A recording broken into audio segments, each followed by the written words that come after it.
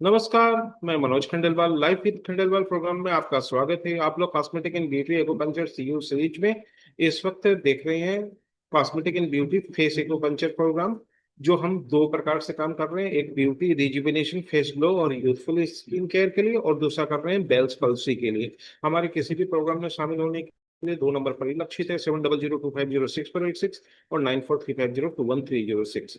अब हम लोग फेशियल पैरालिसिस के उन कड़ियों को थोड़ा सा पहले याद कर लेते हैं, जिसके बारे में हम आगे क्लास से प्रोटोकॉल की करने जा रहे हैं। तो सबसे पहले बेल पल्सी का आधा फेस आपका इफेक्टेड होगा। उसमें हमको सिम्टम कौन कौन से देखने हैं, जिसके कल मैंने आपको 10 प्रकार के सिम्टम्स दिखाए।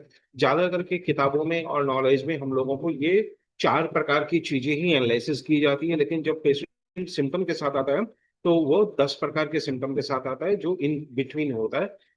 परफेक्ट काम करने के लिए और परफेक्ट पॉइंट पे आप जाने के लिए, ऑटिज्म से कम पॉइंट में काम करने के लिए कल आपको एक बड़ी क्लास में दे चुका हूँ। तो ये सारी चीजें अगर आप चेहरे के ऊपर देखेंगे तो चेहरे पर ये इस प्रकार से दिखाई देगा, जिसके बारे में मैं क्लास शुरू होने के पहले आपको बहुत डिटेल में बता चुका हूँ। तो क्लास शुरू होने के पहले 1000 से ज्यादा मैंने स्लाइड्स के प्रोग्राम आप लोगों को गिफ्ट के तौर पे दिए हैं। तो उन सबको देख लीजिएगा, तो ये सारी चीजें आपको फिर वापस याद आ जाएगी। प्रोटोकॉल के पहले वो सारी चीज देखना जरूरी है। और पेशेंट के फेस वगैरह पे अगर आप देखेंगे तो जो 10 सिम्टम्स बताए गए थे वो इसी प्रकार के मिलेंगे, जो सूक्ष्म दृष्टि आपकी होनी चाहिए। अगर यहाँ कर रहे हैं तो आपको वो सारी चीजें पता पड़ जाएगी। जैसे गले पे कोई काम नहीं करता है, बीच की फोटो देखेंगे तो देखिए गले वाला भी है, जो मैं 10 नंबर पॉइंट में समझाया था आपको। आंख बंद करके आंख खुली रहने वाला चीज बता चुका हूँ, होठ का बता चुका हूँ, नाक का बता चुका हूँ, आई के साइड की चीजें बता चुका हूँ। तो कुल मिला के ये सारे साइन एंड सिम्टम्स की फोटो आप पहले दिन पेशेंट की लेंगे, और जैसे जैसे रिजल्ट मिलेगा वो फोटो भी मिलेगा। तो आप एक सीरीज टाइप का बना सकते हैं, जो आगे चल के आपके खुद के वर्कशॉप के लिए, पेशेंट एजुकेशन के लिए काम आएगा। इसलिए जितनी बार भी पेशेंट आए उतनी बार आप उस 10 चीजों का वीडियो बनाते रहिएगा, जिससे कि आप पेशेंट का कंपेयर कर सकें। और 10 प्रकार के आप फोटो भी इकट्ठे करते रहिएगा। धीरे धीरे करके आपके पास इतने फोटो हो जाएंगे जिससे आप कंपेयर कर सकते हैं, या डे बाय डे रिजल्ट के भी आप मॉनिटरिंग के अपने वीडियो या स्लाइड्स बना सकते हैं, जो आगे चल के आपके क्लिनिकल काम में मदद करेंगे। उसमें कोई अगर आपको सलाह चाहिए तो अलग से मुझे फोन करके वो सलाह ले लीजिएगा। अब याद रखिएगा, जब भी पेशेंट आता है तो सबसे पहले हमको पेशेंट को बताना पड़ता है कि बहुत प्रकार से चेहरे पर काम होता है, क्योंकि कोई भी फिजियोथेरेपिस्ट इतनी डिटेल में बात नहीं करेगा। वो डायरेक्ट इलाज चालू करेगा, और न्यूरोलॉजिस्ट भी क्या करेगा, वो डायग्नोस करेगा, टेस्ट करेगा और कुछ दवाइयां देगा, और साथ में आपको फिजियोथेरेपी के लिए भेज देगा। तो यहाँ पर आपको उनकी तुलना में कुछ बातें पेशेंट को बतानी होगी, चाहे ब्यूटी का हो चाहे बैल पल्सी का हो, कि हमारे पास भगवान ने एक यूनिक क्षमता दी हुई है कि कोई भी इंसान 10,000 प्रकार के फेशियल एक्सप्रेशन करता है। उस 10,000 में हम सिर्फ 10 ही तो आपका डायग्नोसिस कर रहे हैं, जो बेल्स पल्सी जिसको इफेक्ट करता है। क्योंकि बेल्स पल्सी पूरे चेहरे की पल्स नहीं होती, सेवेंथ कैंडियल नर्व की पल्सी होती है, तो वहां पर एक नर्व इन्वॉल्व होता है। तो हम उस पे एक पे काम कर रहे हैं, तो लेकिन यहाँ पर 10,000 सर्किट है, क्योंकि 10,000 से ज्यादा सर्किट है, तभी हमारे पास 10,000 यूनिक फेशियल एक्सप्रेशन हो सकते हैं। बहुत जटिल संरचना है हमारे चेहरे की और बॉडी की। ये एक महीन फाइबर की तरह न्यूरॉन्स के रूप में हमारे बॉडी में मौजूद है, जिनकी संख्या 10,000 तो नॉन है, अननोन भी बहुत सारी हो गई। उसके अलावा आपके चेहरे पे मसल्स के जाल फैले हुए हैं। नर्व फाइबर के जो 10,000 न्यूरॉन्स है, उसमें 70% यानी 7,000 के करीब मोटर न्यूरॉन्स है। और ज्यादा करके हमारे पास जो पेशेंट आएगा वो मोटर न्यूरॉन्स के इश्यूज के लिए आते हैं। और जो सेंस है, जिसमें हमारे जितने भी सेंसुअल पार्ट्स है, आप ऊपर देखिए नाक है, फिर उसके बाद होठ है, फिर आंख है, कान है, इन सबको जो सेंस वाले है उसमें हमारा नर्व फाइबर 30% यानी 3,000 नर्व फाइबर वहां पर होते हैं। तो कुल मिलाकर चेहरा एक बड़ा कॉम्प्लिकेटेड एरिया है। और फेशियल नर्व, जैसा मैंने आपको बताया था, सेवेंथ क्रेनियल नर्व जो होता है वह जिम्मेदार होता है फेशियल पल्सी के लिए।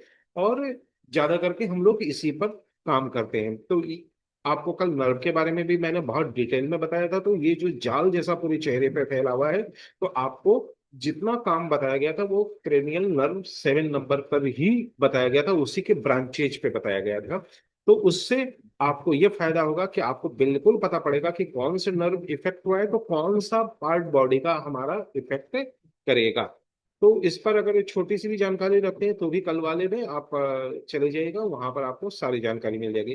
कुछ मसल्स होते हैं जो आपको ब्यूटी में भी काम आएगा, क्योंकि ब्यूटी में बिना अच्छे मसल्स की जानकारी के आप अच्छे रिजल्ट नहीं दे सकते। इसलिए कल वाले में मैंने ब्यूटी के और प्लस बेल्स पल्स की ये दोनों को कवर करने की चेष्टा की है, ताकि आपको मसल्स के अनुसार भी और नर्व के अनुसार भी रिजल्ट देने में मदद मिले। तो हम लोग आज बात करेंगे बेल्स पल्स के एक्यूपंक्चर निडलिंग की, और इसकी फुल डेमोन्स्ट्रेशन प्रैक्टिकल क्लिनिक के सिंपोजियम वर्कशॉप और ट्रेनिंग मॉड्यूल हम दिल्ली और बॉम्बे के क्लास में दे चुके हैं।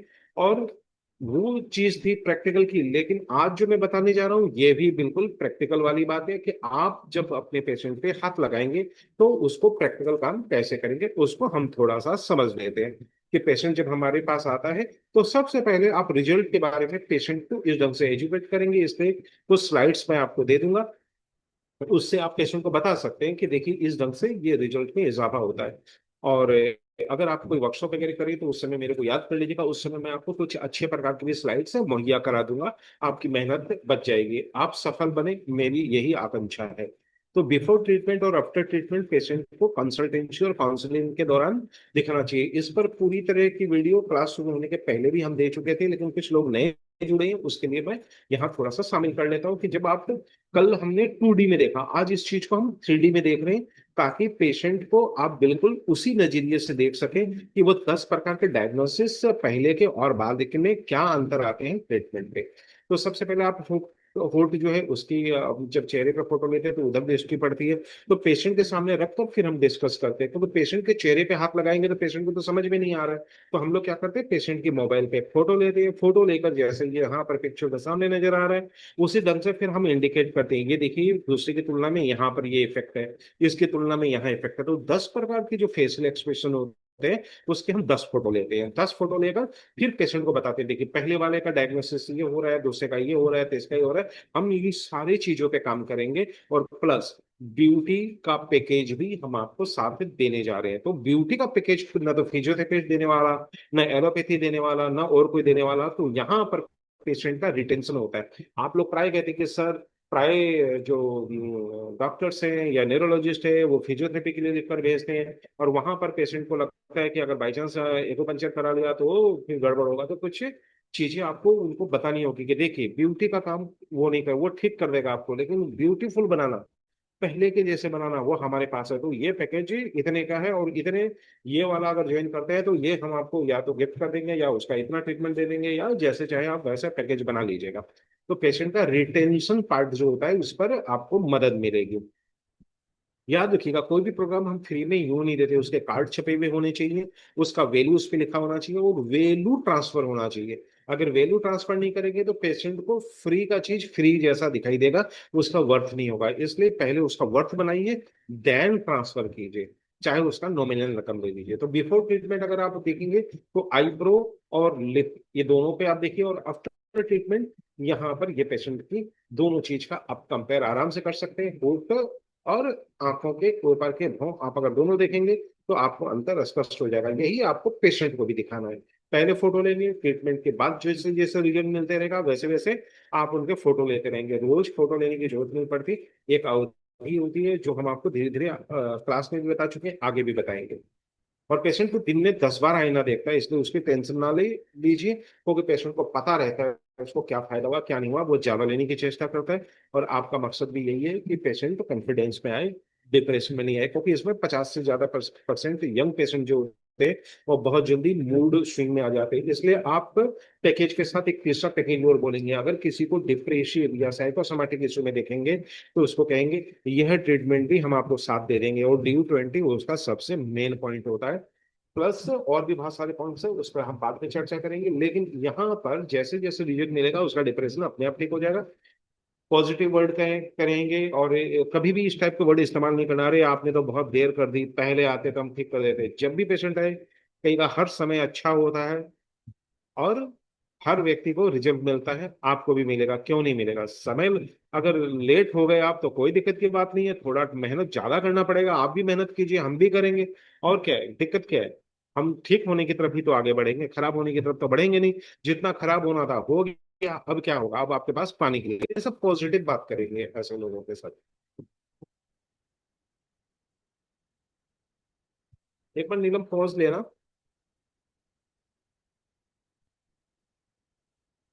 तो आपको ये दोनों चीजें देखनी है। अब आप दोनों तस्वीर का कंपेयर करते चलिए, बिफोर ट्रीटमेंट आफ्टर ट्रीटमेंट। और इसमें कौन से प्रोटोकॉल इस्तेमाल हो रहे हैं कल डिटेल में बताया गया था, आज मैं आपको पर्टिकुलर बताऊंगा। ऐसे ही बहुत सारे आप अपने पेशेंट की तस्वीरें अपने पास रखेंगे, जिससे ओरिजिनलिटी भी होगी और आप छोटे छोटे प्रोग्राम कर सकते हैं। इसके बारे में मैं बहुत बार बता चुका हूँ कि कैसे प्रमोट करना है। ये बिफोर ट्रीटमेंट है। कल चाइल्ड की बात हुई थी, इसको मैं चाइल्ड की भी दे रहा हूँ आपको। जो इंडिकेटर है वहां पर ध्यान देने के लिए इंडिकेटर है, और ये रिजल्ट है पूरा है।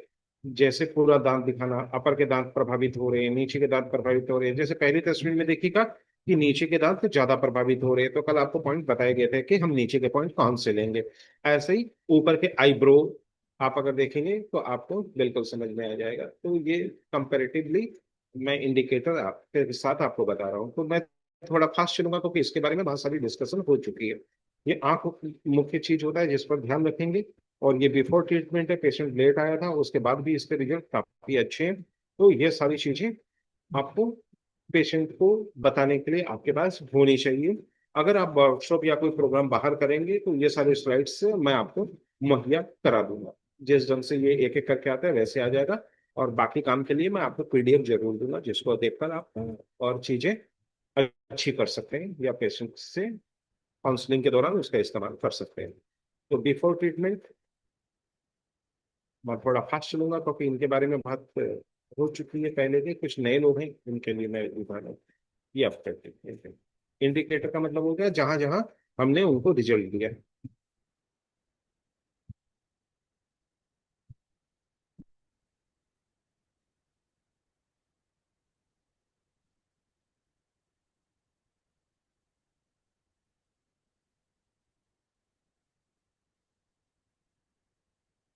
पहले की तस्वीर थी, अभी हम रिजल्ट ट्रीटमेंट के पहले,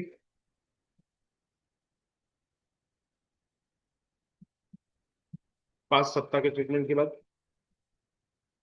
तो रिजल्ट अपने आप बोलेगा।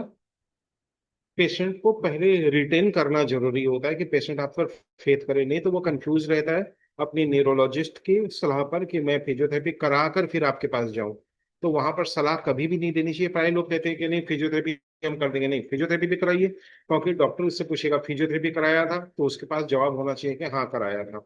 और जब रिजल्ट होता है तो वो खुद ही लोगों को बता देता है कि मुझे, तो वो अपने डॉक्टर को बताता है कि फिजियोथेरेपी के साथ साथ मैंने एक्यूपंक्चर भी कराया। तब वो डॉक्टर कहता है नहीं रिजल्ट अच्छे आ रहे हैं, करवाते रहे।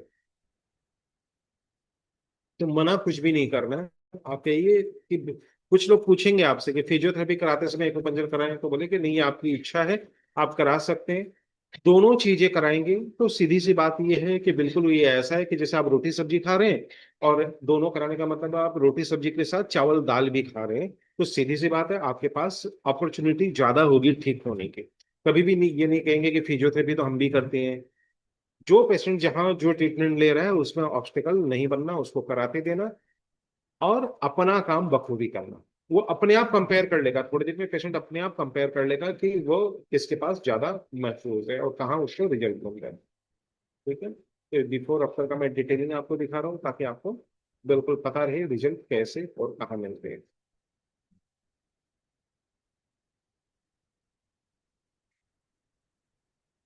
कल क्राउनिंग के बारे में आपको बताया गया था।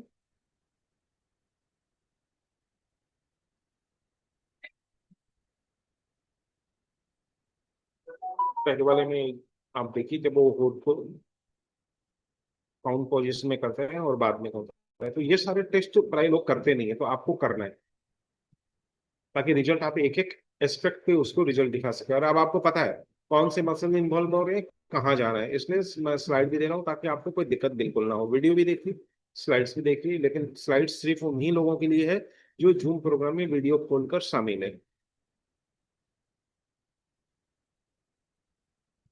और वीडियो सबके लिए।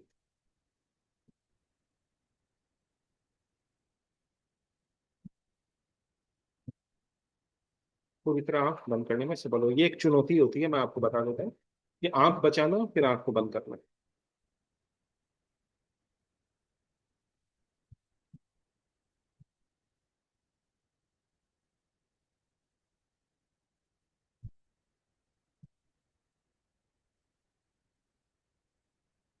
मैं ज्यादा नहीं बोलूंगा, तस्वीरें खुद बोल रही है।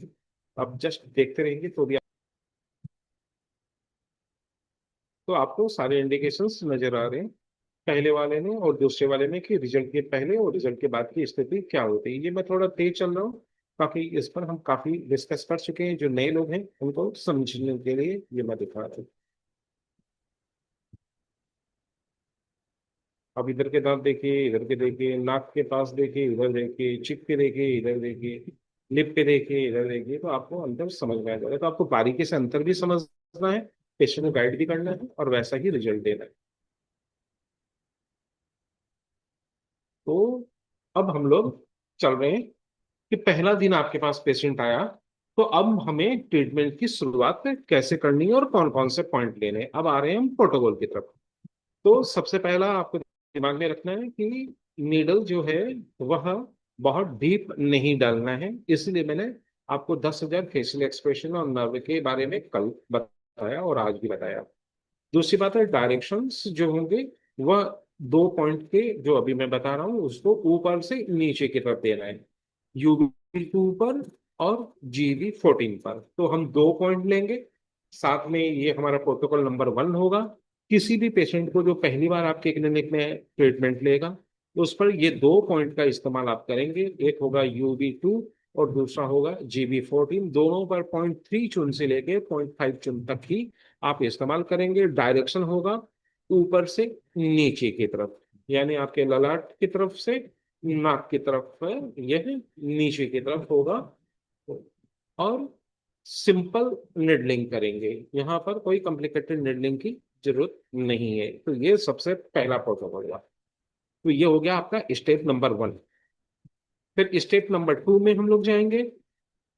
यह निडल लगाकर 5 मिनट या 10 मिनट तक आप जो भी एक्यू स्टिमुलेटर है या मशीन्स है या मैनुअल है ये करेंगे। उसके बाद हम दूसरे नंबर पॉइंट पे जाएंगे। जैसे मैंने आपको पहले भी बताया था कि हम सारे पॉइंट एक साथ नहीं लगाते हैं, हम ब्रेन को धीरे धीरे समझाते हैं, पॉइंट के इंडिकेशंस को भेजते हैं, ब्रेन उस चीज को समझता है, फिर वह चीजें रिजल्ट में कन्वर्ट होने का प्रोसेस स्टार्ट होता है, फिर रिजल्ट होता है। एक साथ देखिए, सब लोगों ने जब एक्यूपंक्चर शुरू किया तो हमने पेन गेट थ्योरी पढ़ा। पेन गेट थ्योरी का मतलब उसमें एग्जाम्पल के साथ पढ़ा हमने कि एक दरवाजे से अगर 100 लोगों को भेजना है तो लाइन से अगर जाएगा तो 100 लोग उस दरवाजे से चले जाएंगे। अगर 100 लोगों को एक साथ छोड़ दिया जाए तो सब आदमी उस दरवाजे पे जाम लगा देंगे। इसी को पेन गेट थ्योरी कहते हैं। एक्यूपंक्चर पेन गेट थ्योरी से चलता है, ये हम सबको मालूम है। लेकिन हमारे साथ दिक्कत एक है, तोता ये जैसे रटन विद्या होती है वैसा रट लेता है कि भैया बहेलिया आएगा दाना डालेगा फंसना मत, और कबूतर दाना चुनते हुए फंस गए। कहीं कबूतर की कहानी है, कहीं तोते की कहानी है। तो वही हमारी कहानी है कि हम लोग क्या करते हैं, 10 पॉइंट बॉडी में लगा देते हैं, उसको फिर एक्यू स्टिमुलेटर लगा देते हैं। अब ब्रेन बिल्कुल कंफ्यूज कर जाता है, उसको समझ में नहीं आता है कि इतने सारे आक्रमण मेरे पास क्यों हो गए, मुझे क्या करना है। इसलिए ये गलती आप नहीं करेंगे। आप क्या करेंगे, 2 पॉइंट लगाया। उसके बाद स्टेप नंबर 1 को 5 मिनट तक आपने किया। उसके बाद दूसरा जो 5 मिनट होगा वो होगा एक्स्ट्रा ताइयांग और SI18। एक्स्ट्रा ताइयांग आपको बहुत बेहतर रिजल्ट देता है, इसलिए ये आपको प्रोटोकॉल का हिस्सा होता है। इसलिए इसका लोकेशन आपको ब्यूटी में भी और बेल्स पल्स में भी बड़े इंपॉर्टेंट पॉइंट है। और SI18 आपके चेहरे की वो स्थिति में है जहां पर आप दूसरे मेरिडियन के भी रिजल्ट को प्रभावित करते हैं। तो हम लोग क्या करेंगे, यह परपेंडिकुलर निडल लगेगा। दोनों, पहले वाला जो था डाउनवर्ड था, ये दोनों परपेंडिकुलर निडलिंग है। ये मैं एकदम सिंपल वाले ले में बता रहा हूँ, फिर उसके बाद में थ्रू टू थ्रू टेक्निक में कल वाले क्लास में मैं आपको चल के बताऊंगा। तो अभी क्या करना है आपको, निडलिंग इंसर्शन जो होना वो परपेंडिकुलर होना है। एक्स्ट्रा ताइयांग और SI18 आपका नंबर 2 स्टेप्स होगा। तो स्टेप नंबर 2। अब आएंगे स्टेप्स नंबर 3 में।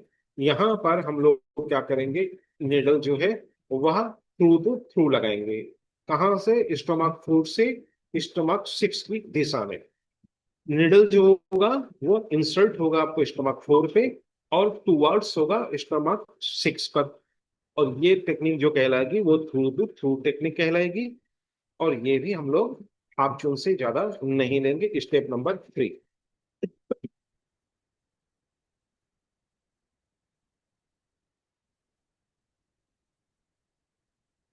उसके बाद हमारा नाक के पास का जो आपने अभी रिजल्ट देखा, तो वो नासो लेबियल फोल्ड कहलाता है। वहां पर हमको LI20 एक पॉइंट से हमारा काम चल जाएगा। क्यों?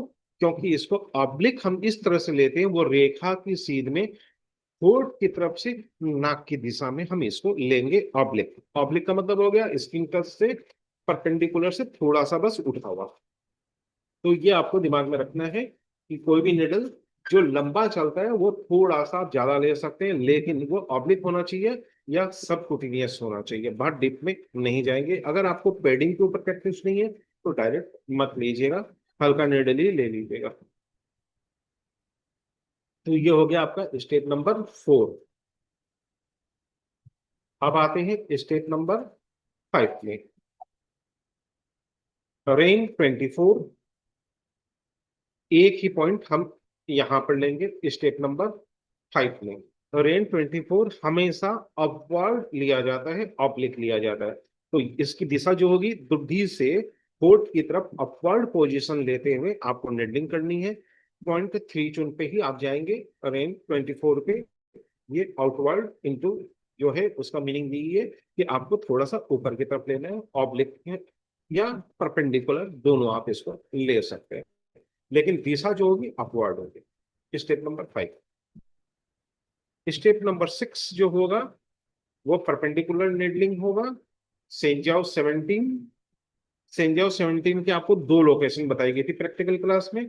एक कान के पीछे वाली, और एक जो मैं लेता हूँ आपके कान के आगे। क्योंकि यह पॉइंट जो होता है आपको प्रैक्टिकल करते समय मैंने दिखाया था कि उसको 2D में बनाना थोड़ा सा दिक्कत होता है, तो ज्यादा करके लोग इसको कान के पीछे ही लेते हैं।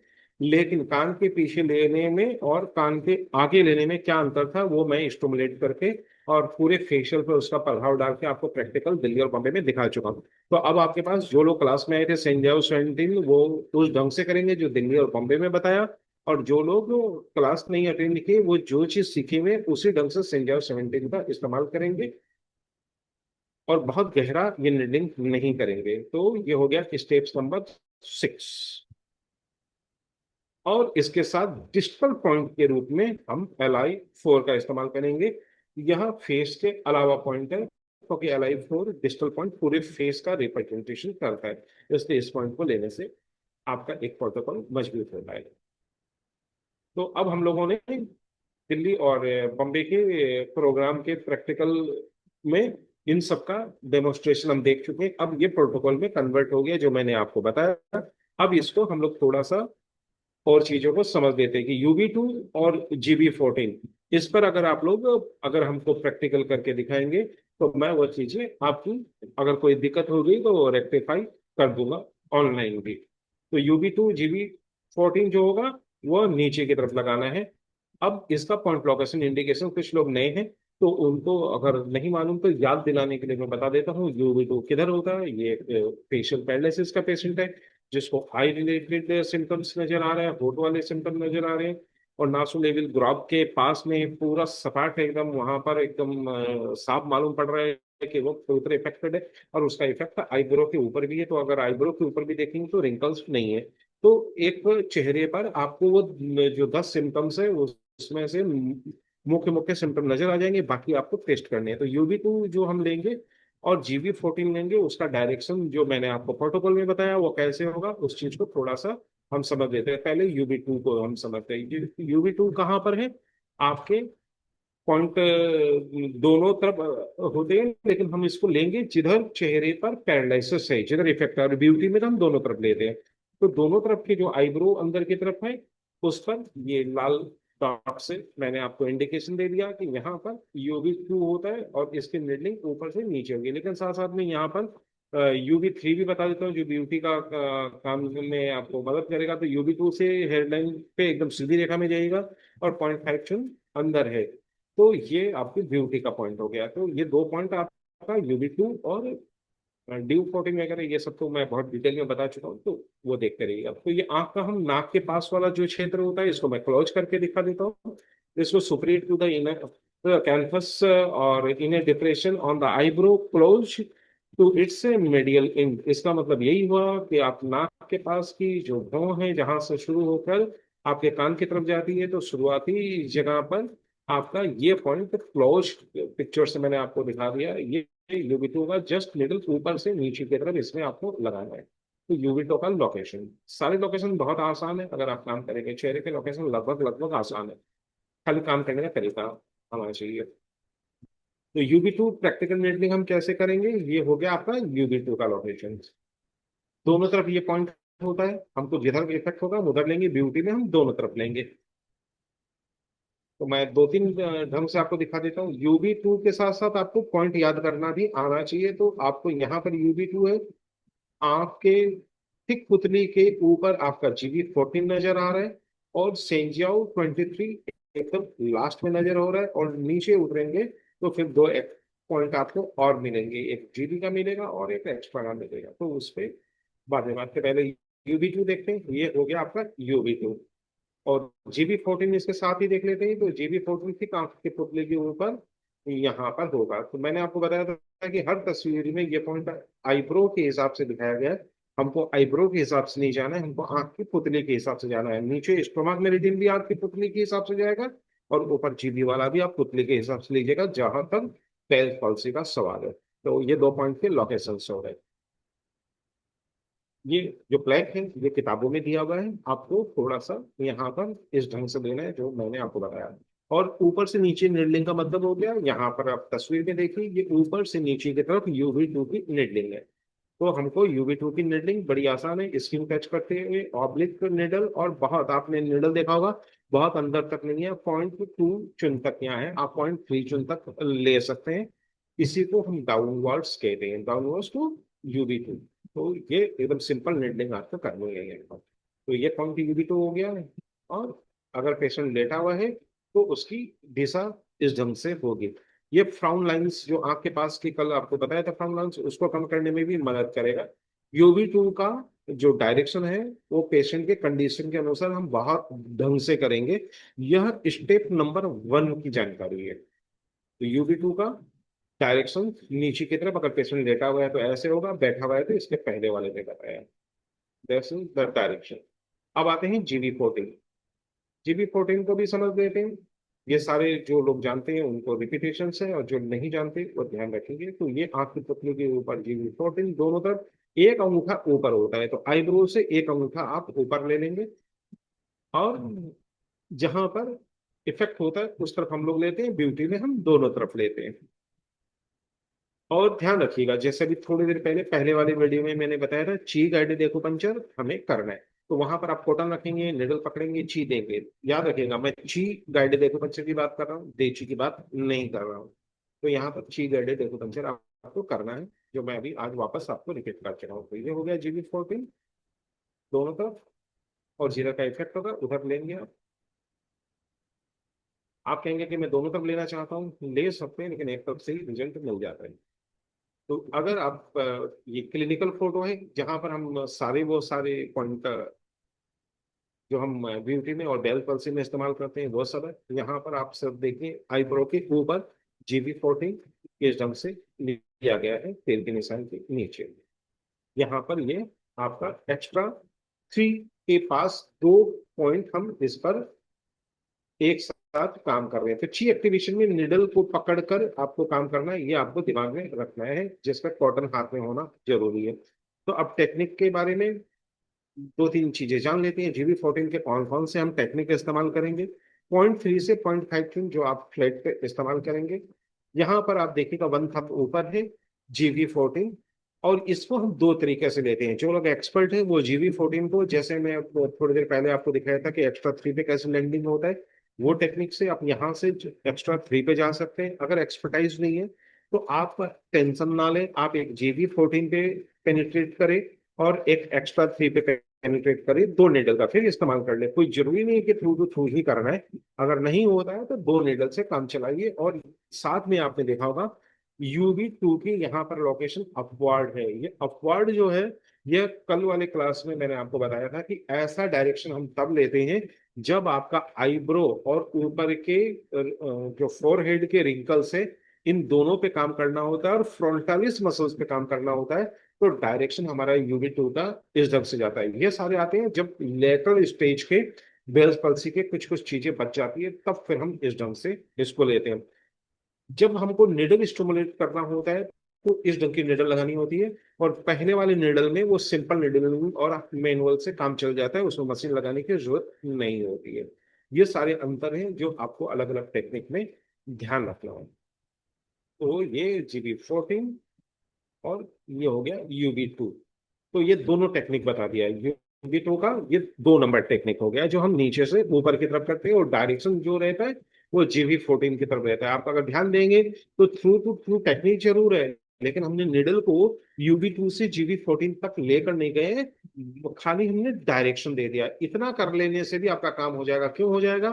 फ्रंटालिस मसल्स के पिक्चर को देख लीजिएगा, आपको चीजें समझ में आ जाएगी।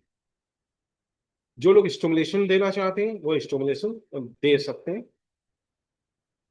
हमेशा स्टिमुलेशन लेटा के ही देना है, बैठा के कभी भी स्टिमुलेशन नहीं देंगे। तो अब सवाल उठता है कि सर इलेक्ट्रो बढ़िया है या ची एक्टिवेशन बढ़िया है? देखिए, ची एक्टिवेशन है गुरुओं के पास छिपा हुआ ज्ञान।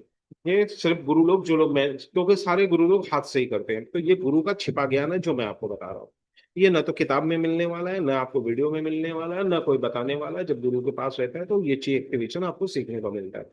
और इलेक्ट्रो जो चीजें हैं, जितने भी रिसर्च होते हैं, वो लोग इलेक्ट्रो एक्यूपंक्चर के रिसर्च ज्यादा करते हैं, तो वहां पर सबके अच्छे रिजल्ट देखे गए।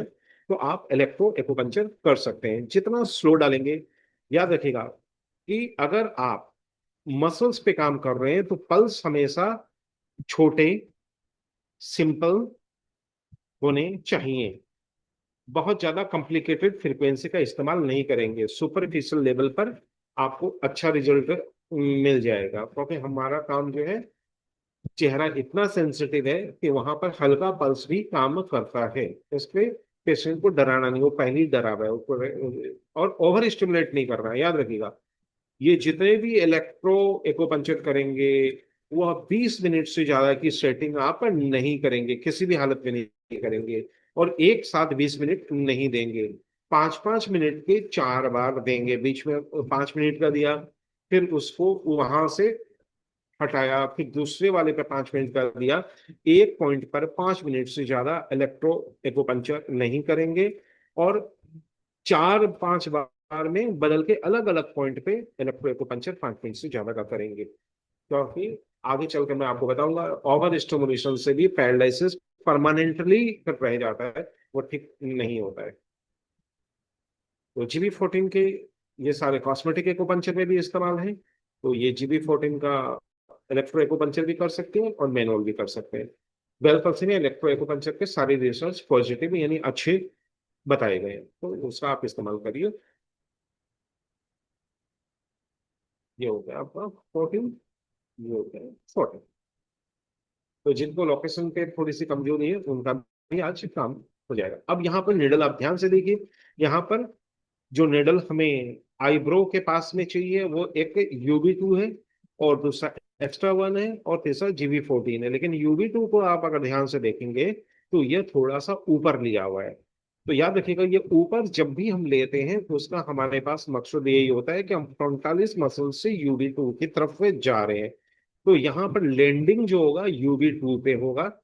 और बाकी निडल देखिए वो ज्यादा बाहर है, और UB2 वाला थोड़ा सा ज्यादा अंतर है। इसका मतलब ये है कि UB2 को हमने पेनिट्रेट करके लैंडिंग UB2 के पीसीएम पॉइंट पे किया है, लेकिन हमने इसको मस्कुलर एक्यूपंक्चर किया है। तो हम यहाँ पर फ्रंटालिस से UB2 की तरफ जा रहे हैं। ये भी एक टेक्निक है, JB14, और यह है UB2।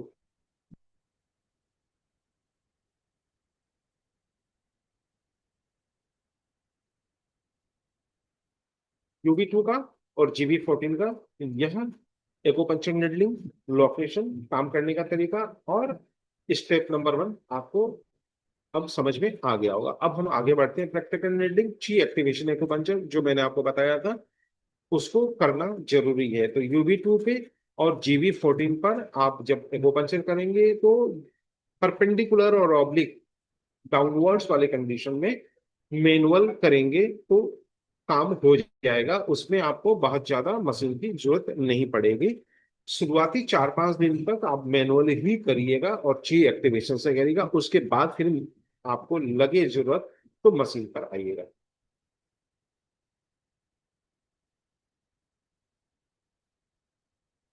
अब आते हैं हम लोग स्टेप नंबर 2 पर, एक्स्ट्रा ताइयांग पे और SI-18 पर।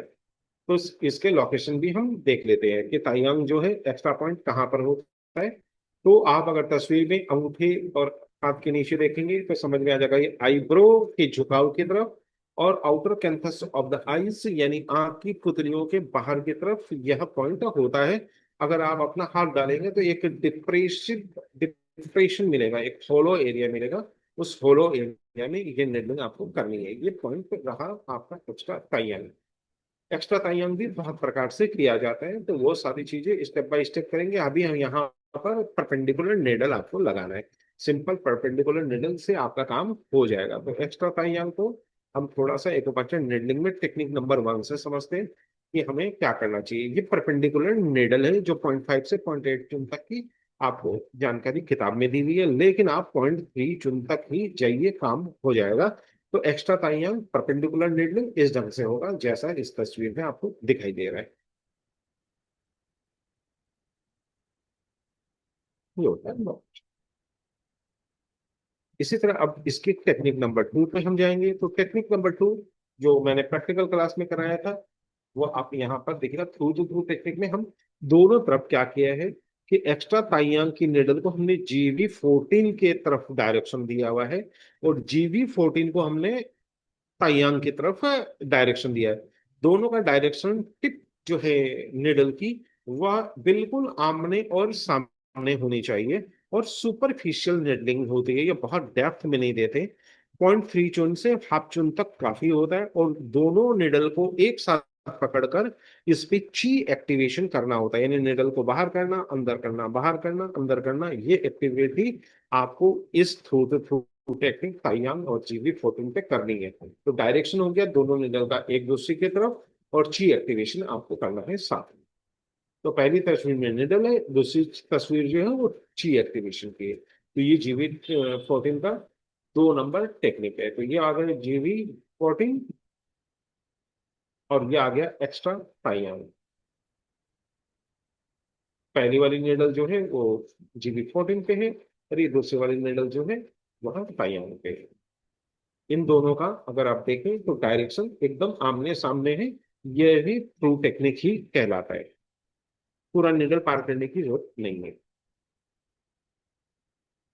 तो निडलिंग मेथड जो होगा एक दूसरे के सामने रखेंगे और ची एक्टिवेशन करेंगे। बस ये 2 बात दिमाग में रखते हैं। ये आमने सामने। जब फेस लिफ्ट की बात होती है तो हम लोग क्या करते हैं, या यहाँ पर क्रॉप फिट होता है तब हम कैसे निडलिंग करते हैं। तो निडलिंग के डायरेक्शंस जो होंगे आपको अलग अलग दिखाई देंगे। तो अलग अलग दिखाई देते ही आप समझ जाइएगा उसका मकसद क्या है, वो किस मसल्स की तरफ जा रहा है, किस लिए लिया गया है, उसका डायरेक्शन क्या है। तो आपको चीजें समझ में आ जाएगी। तो पहला 2 टेक्निक के मकसद मैंने बता दिया। यहाँ पर फ्राउन लाइंस के लिए, प्रॉफिट के लिए, ब्यूटी के लिए ये लिया जा रहा है। ये बेल पल्सी में ये डायरेक्शन नहीं चलेगा, आमने सामने वाला डायरेक्शन चलेगा। जो इस येलो तीर में हमने दिखाया, तो इसका डायरेक्शन क्या रखिएगा, ऊपर की तरफ, और GV14 का रखिएगा नीचे की तरफ। अगर आप बेल्स पल्स पे काम कर रहे हैं तो देखिए किताबों में सिर्फ पॉइंट दिया हुआ होता है, काम करने का तरीका क्लिनिकल होता है। तो ये काम करने का तरीका है। अगर आप एकदम किताब वाले ढंग से करेंगे तो रिजल्ट आपको नहीं मिलने वाला है, या कम मिलने वाला है, या देर से मिलने वाला है। इस ढंग से काम करेंगे तो रिजल्ट फटाफट मिलेगा, तुरंत मिलेगा, जल्दी मिलेगा और बढ़िया मिलेगा और कम पॉइंट में काम चलेगा। तो ताइयांग, GV14 और डायरेक्शन एक दूसरे की तरफ, बस सिंपल सी बात। टेक्निक नंबर 3 पे आते हैं। अगर इसी का हम अगर टेक्निक देखें तो 3 नंबर में हमको क्या करना है। तो यहाँ पर वन साइडेड हेडेक हो गया, डिजीनेस हो गया, दांत दर्द हो गया, ट्राइजेमिनल न्यूरल्जिया हो गया, बेल पल्सी हो गया, तो चेहरे के जितने भी डिसीज होते हैं लगभग लगभग पॉइंट यही होते हैं, सिर्फ उनके डायरेक्शन और पेयर उससे हमारा काम चेंज होता है। तो यहाँ पर निडलिंग जो रखेंगे हम, अगर ये सारे, अगर आपको ट्राइजेमिनल न्यूरेल्जिया के अगर पेशेंट आ जाते हैं, बेल पल्सी के तो रहते ही रहते हैं, और दूसरे भी अगर कोई इश्यूज आ जाए, तो हम लोग क्या करते हैं, जिधर की इशू है, अगर समझ लीजिए कोई माइग्रेन वाले हेडेक है, या क्लस्टर हेडेक है, या आपके कान के ऊपर वाला साइड का हेडेक है, या उधर से आपको हैवीनेस है, तो हम लोग डायरेक्शन क्या रखते हैं, GV8 की तरफ। तो एक्स्ट्रा ताइयांग से निडल GV8 जो कान के पास होता है, उस तरफ आपको लेना है। अब GV8 का लोकेशन भी आप देख लीजिए, ये कान के एकदम क्रीज से आपको 1.5 ऊपर लेना है, और एक्स्ट्रा ताइयांग जो है वहां से ध्यान रखना है कि ये डायरेक्शन आपको GV8 की तरफ, हम डायरेक्ट GV8 पे निडल नहीं लगाते, एक्स्ट्रा टाइम का निडल का डायरेक्शन GV8 की तरफ लेते हैं। तो ये 1.5 एपेक्स ऑफ द ईयर से ऊपर पॉइंट होता है। यहाँ पर अगर आप हाथ से भी प्रेशर करेंगे तो एक हल्का मीठा पेन प्राय लोगों को होता है, क्योंकि GV8 पे बहुत तरह के काम होता है। तो आपको ये हो गया GV8 का लोकेशन, और डायरेक्शन हो गया ये, ताइयांग से GV8 की तरफ निडल का डायरेक्शन रखना है आपको। लंबा निडल 150 का लेने की जरूरत नहीं पड़ेगी, अगर आप डायरेक्शन भी रख देंगे तो भी काम हो जाता है। और अच्छे रिजल्ट के लिए हम लोग क्या करते हैं, GV8 से ताइयांग की तरफ, और ताइयांग से GV8 की तरफ भी आप डायरेक्शन कर सकते हैं, जैसा अभी हमने GV14 पर और एक्स्ट्रा ताइयांग पर अभी पहले वाले तस्वीर में हमने आपको दिखाया था, उसी तरह आप यहाँ भी कर सकते हैं। तो GV8 पे एक्स्ट्रा ताइयांग दोनों को एक लेटे हुए पोजिशन में देख लेते हैं, कान के ऊपर आपका एक्स्ट्रा 8 होगा, ताइयांग आपका इधर साइड में होगा, और निडल का डायरेक्शन जो होगा वो इस ढंग से होगा, अगर आप दो निडल का इस्तेमाल करते हैं तो। एक ऊपर से नीचे की तरफ, एक नीचे से ऊपर की तरफ, एक लेटे हुए पोजिशन में पेशेंट को अगर आप लेंगे, ज्यादा करके बेल पल्सी में और फेसियल ब्यूटी में पेशेंट को हम लेटा के ही ट्रीटमेंट देते हैं।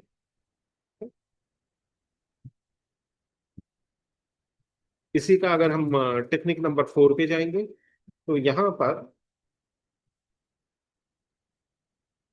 आपने देखा होगा निडल का डायरेक्शन हमने पीछे की तरफ रखा है, जो मैं आपको थोड़ा देर पहले बताया था, कि ज्यादा करके अगर हेडेक वाली इशू हो, ट्राइजेमिनल न्यूरल्जिया का हो, हाफ सर के कोई माइग्रेन की इशू हो, क्लस्टर हेडेक हो, अगर वैसा कोई इश्यूज आता है, तो ये जो निडल का डायरेक्शन होता है वो सिंगल डायरेक्शन भी आप इस ढंग से देखेंगे, ये भी GV8 का डायरेक्शन माना जाएगा, और ये ऑब्लिक होता है।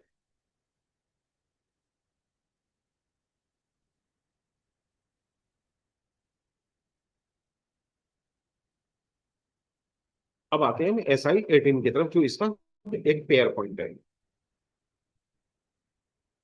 ये मेसेटर मसल्स पे जब हम दांतों को कस के दबाते हैं और मुंह को फिर खोलते हैं, तो ये एकदम बीच में आपको नजर आ जाएगा, चिक के पास। तो याद रखिएगा, इसमें प्राय कुछ लोग है ना कंफ्यूज कर जाते हैं कि नाक के नीचे की रेखा लेनी है या ग्रॉब के ऊपर की लेनी है। ये आदमी के चिक की बनावट पे डिपेंड करेगा, आपको बस मैक्सिला पे ध्यान रखना है कि lower border of the zygomatic arch जो होता है, वहां पर ये पॉइंट होता है। तो आप बोन को टच करके, चिक बोन को टच करके आराम से इस पॉइंट को ढूंढ सकते हैं। तो ये हो गया SI18, आंख के बाहर के लोकेशन और नाक के नीचे या ग्रॉब के ऊपर के लोकेशन की मीटिंग पॉइंट होती है। लेकिन ये आपको ध्यान रखना है, लोअर बॉर्डर ऑफ जैगमेटिक आर्क पे इसको लेना है। ये इस ढंग से नाक वाली नीचे की रेखा यहाँ से, और इसका ये मीटिंग पॉइंट हो गया। यह पॉइंट इतना आसान है, क्लास में प्रैक्टिकल आप लोग कर ही चुके हैं, लेकिन जो लोग पहली बार है उनके लोकेशंस के लिए, जैसे यह नाक के मैंने ऊपर से लिया, क्योंकि चिक बॉन इंपॉर्टेंट है, तो आप लोग चिक बॉन देखिएगा और lower border of zygomatic arc देखिएगा, और उसके ठीक नीचे ये पॉइंट लेना है। तो ये दूसरा वाला हो गया, इसका क्रॉसिंग पॉइंट पे ये पॉइंट है गया।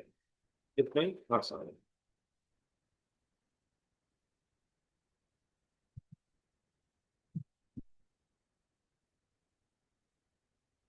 यहाँ पर हम लोग प्राय इलेक्ट्रो एक्यूपंक्चर का इस्तेमाल करते हैं। तो जहां भी मैंने इलेक्ट्रो एक्यूपंक्चर लिखा है, वो सारे के सारे पॉइंट क्या होंगे, आपके एक्यू पल्सर से करिए, चाहे इलेक्ट्रो एक्यूपंक्चर से करिए, या हाथ से तो हम करते ही करते हैं। तो ये एक ही वर्ड में आप दोनों चीजें समझेंगे, इलेक्ट्रो एक्यूपंक्चर भी और एक्यूट पल्सर भी। ये ज्यादा करके यहाँ पर हम देते हैं। अगर आप साइड से देखेंगे तो आपको एक साथ मैं ये पॉइंट दिखा दिया कि आप आंख के बाहर से आइए, नाक के नीचे से आइए, मीटिंग पॉइंट पे जाइए, अपने चिक बोन को स्पर्श कीजिए, उसके नीचे जहां पर होलो पार और मस्कुलर पार्ट है उसको लीजिए और वहां पर निडल लगा दीजिए, बस। ये पॉइंट यहाँ है। अलग अलग डायरेक्शन से, अलग अलग चेहरे के एक्सप्रेशन से इसको आपको समझा देता हूँ। अगर आप का चिक बोन ऊपर है तो ग्रॉफ से आप ऊपर से लीजिए, अगर चिक बोन नीचे है तो नाक के नीचे से लीजिए, लेकिन मीटिंग पॉइंट पे ही आएगा ये।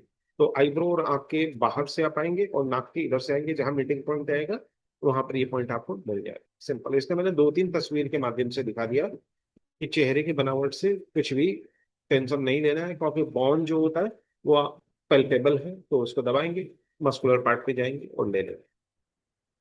तो एसआई टीम की भी निडलिंग को हम थोड़ा सा समझ लेते हैं कि हम इसको कैसे करेंगे। तो टेक्निक नंबर 1 परपेंडिकुलर इंसर्शन है, या आप सब कुटिनियस ऑब्लिक दोनों कर सकते हैं, लेकिन हमको ध्यान यही रखना है कि 0.3 से 0.5 से ज्यादा नहीं देना है।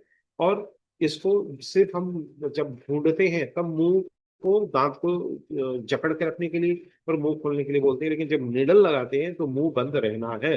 उस समय पेशेंट का मुंह खुला नहीं रहेगा, उस समय पेशेंट का मुंह बंद रहेगा, वो शांति से लेटा रहेगा, उसके बाद हम इस पॉइंट को लगाएंगे।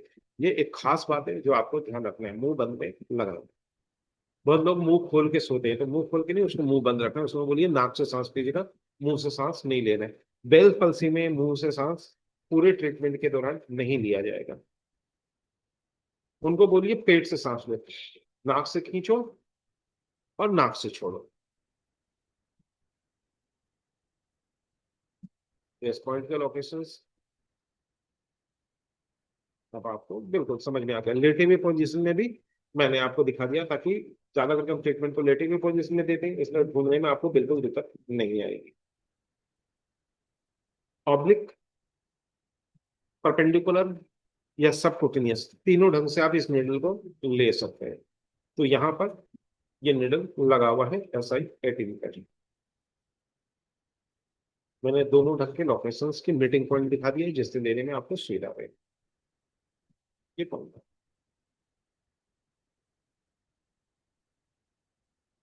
अब इसमें कंफ्यूजन आपको नहीं होना चाहिए कि सर नाक के नीचे से लेना है, नाक के ऊपर से लेना है। ये एक लेने का तरीका होता है। लेना आपको जाइगोमेटिक बॉन के नीचे मस्कुलर पार्ट में, बस उसका ध्यान रखिएगा।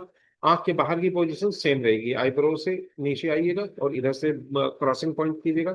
यह बताने के लिए होता है, ये एग्जैक्ट नहीं होता है, याद रखिएगा। ये कोई भी जगह पहुंचने का इंडिकेटर्स होते हैं। खाली आपको आउटर कैंपस ऑफ द आई और लोअर बॉर्डर ऑफ जाइगोमा देखना है, बस। तो मैं अलग अलग तस्वीर से लेटे हुए पोजीशन में बता देता हूँ, ताकि ये पिक्चर आपके दिमाग में बैठ जाए, क्योंकि ये बहुत इंपॉर्टेंट पॉइंट है। ये अपर, लोअर और नाक के एरिया को और बाहर के एरिया चारों तरफ ये कवर करता है।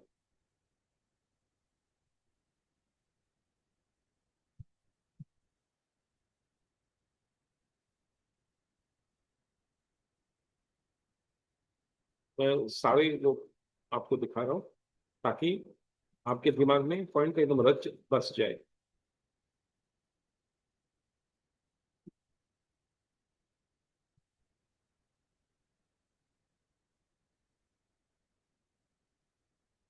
आउटर कैंपस ऑफ द आई बस ध्यान रखना है, और नीचे क्रॉस ध्यान रखना है। चिक बोन का जो लोअर बॉर्डर है वहां पर होता है।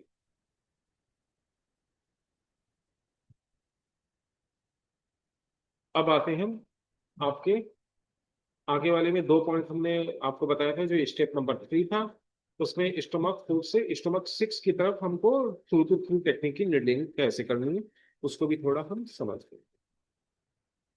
स्टोमक 4 का लोकेशंस 0.4 चुन होठ के बाहर होता है, यानी हम जब मुस्कुराते हैं तो वो पॉइंट वहीं आ जाता है। बिना मुस्कुराए हुए में हमारे होठ के जो आउटर कोना है उस कोना से 0.4 ये बाहर की तरफ होता है। लेकिन सबसे अच्छा चीज इसका ये होता है कि आंख की पपल के ठीक नीचे होता है, इसलिए आंख की पपल से ही इसको मापेंगे। तो ये एकदम स्टोमक मेरिडियन के लिए सबसे अच्छा बात है, 2, 3, 4 सब एक ही लाइन में होते हैं, इसमें आपको ज्यादा दिक्कत आएगी नहीं। बस आउटर कॉर्नर या lateral corner of the mouth पे जाइएगा, आंख की पुतलियों के ठीक नीचे आइएगा, ये लोकेशन मिल जाएगा। अगर होठ में किसी का चेहरा मुस्कुराने वाला, किसी का शांत होता है, तो ये लोकेशन थोड़ा 19-20 हो जाता है, तो कोई ज्यादा टेंशन की बात नहीं है, लेकिन एक्यूरेट लीजिए, वो ज्यादा अच्छा है, क्योंकि बहुत बारीक काम आपको करना है।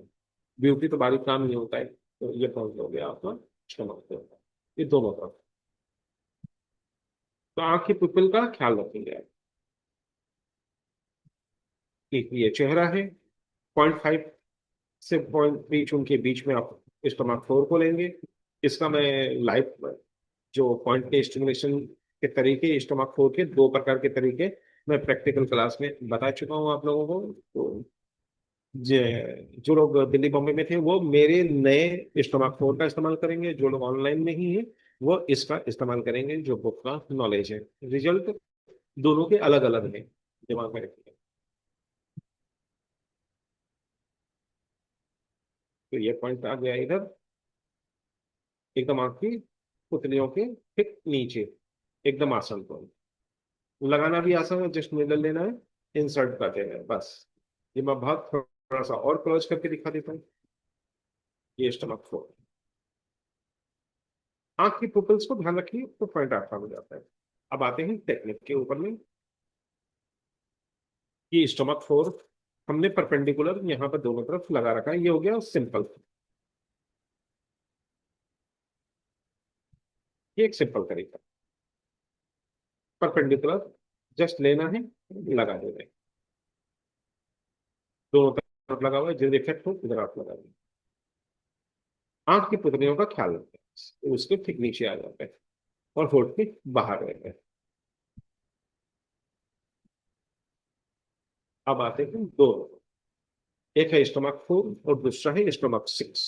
जो निडल जाएगी वो लिप के पास वाले पॉइंट, यानी स्टमक फोर से स्टमक सिक्स के डायरेक्शन में जाएगी, बस आपको ख्याल ये रखना है। तो अब स्टमक सिक्स भी देख लेते हैं। जब आप मेंडिबल जो को आप अगर दांत को कस के दबाएंगे और हाथ लगाएंगे, तो ये देखिए यहाँ से ये बॉन्ड कर लेता है। ठीक यहाँ पर आपका को ये वन चूल आप ऊपर आइए और वन चूल आप इसको सुपरियर चले जाइए, या फिंगर के हिसाब से भी आप जा सकते हैं थंब लगा के, और ये अंगूठा आपका बिल्कुल होलो पार्ट में आ जाएगा। तो स्टमक सिक्स पे हमको सिर्फ डायरेक्शन देके निडल को पेनिट्रेट करना है। तो एक निडल उधर, एक निडल इधर। अगर थ्रू थ्रू थ्रू करेंगे तो आप देखिएगा ऊपर से निडल स्टमक सिक्स की तरफ है और सिक्स से फोर की तरफ है। पहला टेक्निक जो हो गया हमारा 4 से 6 की तरफ है। ये दूसरी टेक्निक है जिसका डायरेक्शन जैसे मैंने उस समय आपको GB14 पे और 8 पे जो दिखाया था वैसा ही है। तो टेक्निक नंबर वन, जो आपको परपेंडिकुलर नीडल है, वो टेक्निक नंबर वन हो गया, वो एकदम आसान है। टेक्निक नंबर टू होता है जब लिप के इश्यूज ज्यादा होते हैं, तब हम लोग क्या करते हैं, ये 4 से 6 की तरफ इसकी निडलिंग करते हैं। तो ये 6 हो गया, ये 4 हो गया। 4 से हमको 6 की तरफ निडल देना है।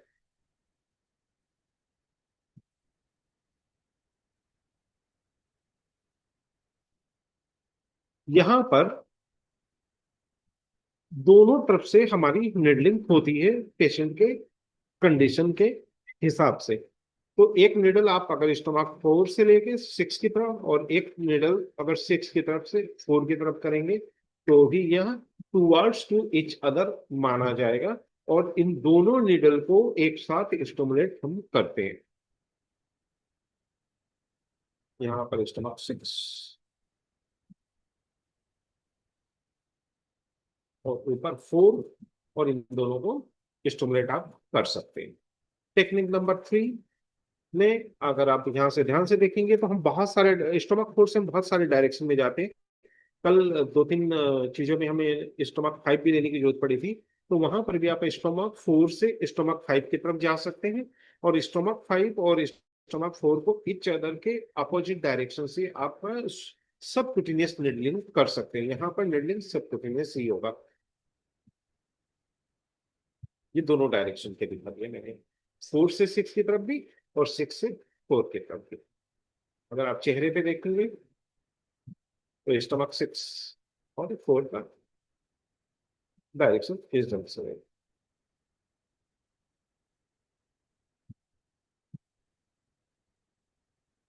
अब आते हैं नाक के पास, जिसमें हमको सिर्फ एक ही पॉइंट लेना है, LI20। वैसे पॉइंट और सारे हैं, लेकिन हम किसकी चर्चा कर रहे हैं? हम पहले प्रोटोकॉल की चर्चा कर रहे हैं। उसके बाद जिस जिस चीज में हमको सपोर्ट लेना होगा, जैसे LI20 में सपोर्ट लेना होगा तो हम बाइटोंग का लेंगे, लेकिन पहले हम देखेंगे वहां पर इशू है या नहीं। अगर नहीं है तो नहीं लेंगे, अगर है तो लेंगे। हर पेशेंट के साइन एंड सिम्टम्स अलग अलग मिलेंगे। तो स्टेप नंबर 4 में LI20 की नीडलिंग की अंजाम लेते हैं।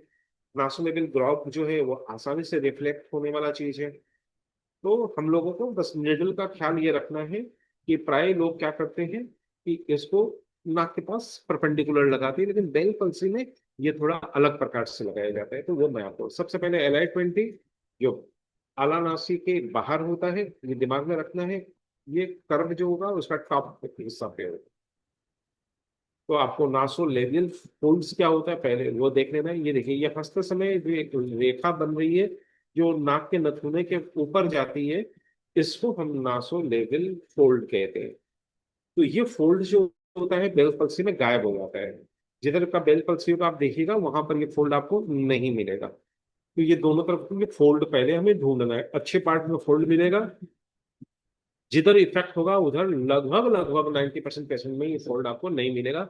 जो पेशेंट आपके क्लिनिक में आएंगे, वो कुछ लोग पहले आएंगे कुछ बाद में आएंगे, तो ठीक होके आएंगे। इसलिए हमें अकॉर्डिंगली लेना है उसको। तो LI20 को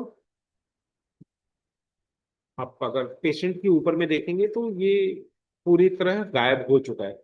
अब आप खुद ढूंढिए कि इस पेशेंट का जो नासोलेबल ग्रॉव है वो किधर का दिख रहा है और किधर का गायब हो गया, इसका किधर इफेक्ट है। क्योंकि पेशेंट इस वक्त आपके सामने है, तो आप खुद डायग्नोस कीजिए। और जब आंसर सामने आएगा तो उसको तुलना कीजिए कि आपने सही जांचा या नहीं जांचा। आंख देखिए, आईब्रो देखिए, नाक देखिए, होठ देखिए, और नासोलेबल फोल्ड की अपीयरेंस और डिस अपीयरेंस दोनों को देखिए।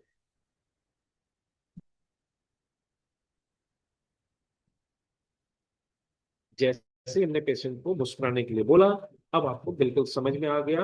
अब आप अपने आंसर से तुलना कर लीजिए कि आपने सही डायग्नोस किया या नहीं किया। अगर गलत है तो इसको सही कर लीजिए, सही है तो खुद को धन्यवाद दे दीजिए। अब हम लोग क्या करेंगे, इसी तस्वीर को कंपेयर कर रहे हैं और इस पे हमारी निडलिंग कैसे होगी वो हम जांचेंगे। तो जैसे मैंने आपको बताया था, अगर आप दोनों तस्वीर को ध्यान से देखेंगे तो लिप नीचे है, वो आंख बंद करने की चेष्टा कर रहा है तो नहीं कर पा रहा है। हंसते समय उसका नासोलेबल फोल्ड जो होता है वो नजर नहीं आ रहा है। तो यहाँ पर आपको निडल कैसे करना है ये समझना है। तो इलेक्ट्रो एक्यूपंक्चर हम इस पर देते हैं।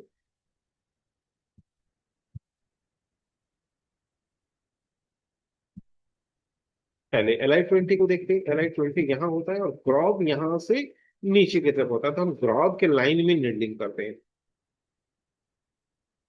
ये ग्रॉब हो गया। तो जो निडल करेंगे आप इस लाइन वाली रेखा में, क्योंकि वो पार्ट आपका सपाट रहेगा, दूसरा पार्ट में उसका ग्रॉब रहेगा। तो दूसरे पार्ट के ग्रॉब से आपको आइडिया मिल जाएगा कि उसका जो जहां पर नहीं दिखाई दे रहा है डिसअपेरेंस है, उसकी रेखा क्या है। उसी रेखा में निडल आप लगाएंगे। ये थोड़ा सा लंबा निडल लगता है, आप चुन पूरा आप लगाएंगे इसको।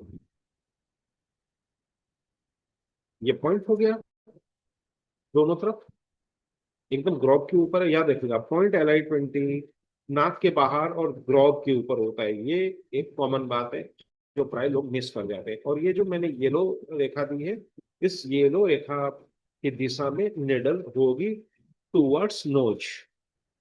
ये दोनों, ये ग्रॉब है, ये निडल की डायरेक्शन है।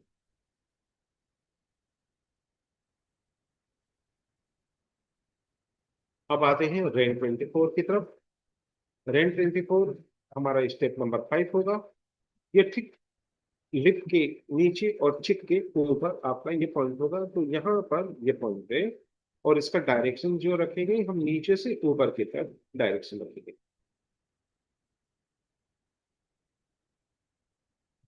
इसी तरह सेंजाओ 17 है जो हमारा स्टेप नंबर 6 है, इसके दो लोकेशन मैं आपको बता चुका हूँ। और डिजिटल पॉइंट में मैं LI4 का इस्तेमाल करेंगे। तो सेंजाओ 17 जब कान के फोल्ड को हटाएंगे तो ये पीछे की तरफ होता है, डॉट आगे है लेकिन ये पॉइंट पीछे है।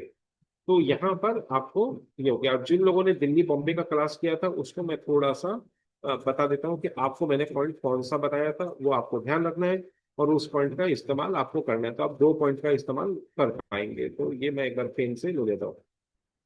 यहाँ पर मैंने एक पॉइंट आप लोगों का प्रैक्टिकल कराया था, तो वो सारे वीडियो देख लीजिएगा। तो सेंजाओ 17 के ये पॉइंट आप लेंगे जो मैं दिल्ली बॉम्बे में प्रैक्टिकल किया करवाया उनका। और जो लोग प्रैक्टिकल नहीं किए वो मत लीजिएगा इसको, क्योंकि ये लेना इतना आसान नहीं है अगर आपने नहीं सीखा है तो। वो लोग लेंगे कान के पीछे से, और जो लोग सीख चुके हैं वो ये वाला पॉइंट लेंगे। तो मैं दोनों चीजें आपको बता रहा।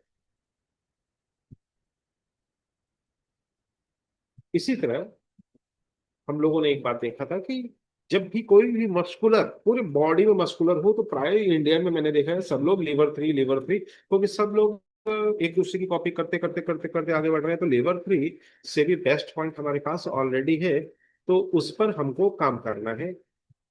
बराबर। तो ये सारे पॉइंट तो हम इस्तेमाल करते करते हैं, लेकिन उसके अलावा सेंजाओ 17 इलेक्ट्रो एक्यूपंक्चर के लिए इस्तेमाल होता है। एक तरीका वो है जो वहां पर बताया, एक तरीका वो है जो मैंने यहाँ पे बताया। और LI4 का भी लोकेशन मैंने आप लोगों को उस समय बहुत तरह से बताए थे। तो आपको जो भी LI4 का आता है वो लीजिए और LI4 पे आप काम कर लीजिए, क्योंकि LI4 के 100 प्रकार से उपयोग होते हैं और इसके लोकेशंस हर बार थोड़े थोड़े बदल जाते हैं। तो आपको जो भी लोकेशंस आता है लेकिन उसका डायरेक्शन टूवर्ड्स फेस रखना है आपको, बस इतना ध्यान रखिए। और LI4 को हम लोगों को लेना है, लेकिन ये एकमात्र ऐसा पॉइंट है जो हम लोग अपोजिट लेंगे। बेल्स पल्सी में सारे पॉइंट हम लोग क्या लेते हैं, जिस साइड होते हैं उस तरफ लेते हैं। और ये वाला पॉइंट हम अपोजिट साइड लेते हैं। अगर सेम साइड लेंगे तो कोई नुकसान नहीं है, लेकिन अपोजिट साइड एक बेस्ट प्रोटोकॉल में माना जाए।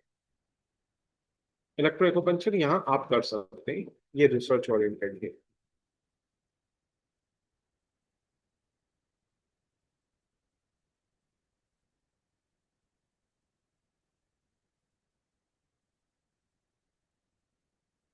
पल्स जो है या मैनुअल है वो हर 10 मिनट के बाद देते हैं। निडल हम 30 मिनट के बाद हटा लेते हैं। प्रोलॉन्ग निडल का इफेक्ट नहीं देखा गया, तो बहुत देर तक निडल छोड़ेंगे तो वो रिजल्ट में कन्वर्ट नहीं होगा। तो आपको जो भी मैनुअल है वो 10 मिनट पे या एक्यूपल्स है वो 10 मिनट पे कीजिएगा और निडल 30 मिनट के बाद हटा लीजिएगा। तो हमारा मकसद एक्चुअली यही था दिल्ली और बॉम्बे आप लोगों को बुलाने के लिए, कि हमारा मकसद पढ़ाना नहीं था, सिखाना था। पढ़ाने का काम हम यहाँ से कर रहे हैं और सिखाने का काम वहाँ पर आपको हम बता चुके हैं।